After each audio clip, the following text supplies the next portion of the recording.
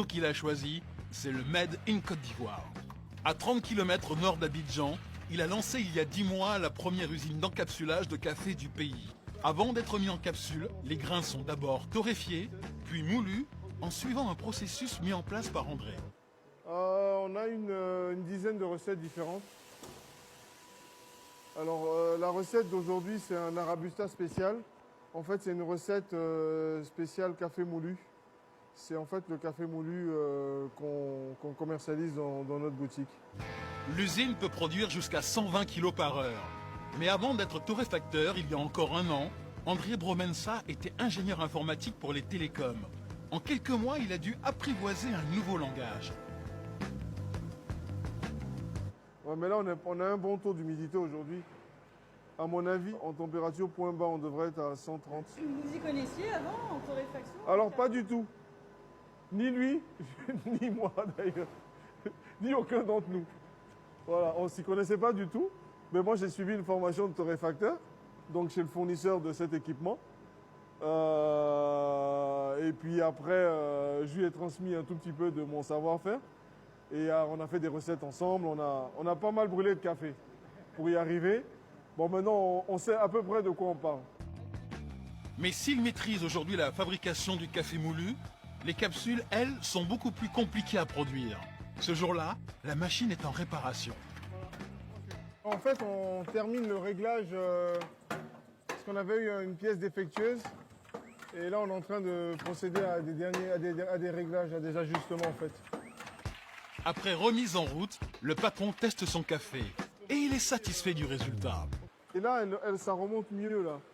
Donc ça fait que ce que les Italiens appellent la crema est meilleure en fait. Elle tient plus longtemps. On le fait spécialement, on le fait exprès dans des verres comme ça qui ne sont pas du tout adaptés au café, pour bien les remuer, pour voir si ça tient ou pas. Pour produire ce café dans les règles de l'art, André a investi près de 655 millions de francs CFA dans cette usine. Une somme que les banques ont refusé de lui prêter. C'est assez difficile parce qu'on est en fonds propres, on est obligé de faire attention à tout et on pourrait aller beaucoup plus vite en développement, mais on va doucement. Maintenant, il va falloir transformer l'essai. Transformer l'essai, c'est vendre. Vendre en Côte d'Ivoire, c'est le challenge dans lequel s'est lancé cet entrepreneur. Car le paradoxe du pays, c'est que les Ivoiriens produisent et exportent bien du café, mais celui qu'ils consomment est généralement importé. C'est à Abidjan, dans le quartier d'affaires du Plateau, qu'André a installé sa nouvelle boutique. Il fait le pari de l'expresso local, chic et branché. Le nom de son café, Ivory Blue, est inspiré des noms des plus grands crus de grains comme le Blue Mountain. Sa boutique reprend les codes de son plus grand concurrent et il a poussé le concept jusqu'à proposer une machine à capsules. C'est un premier lot de machines que nous avons confectionné avec un partenaire italien.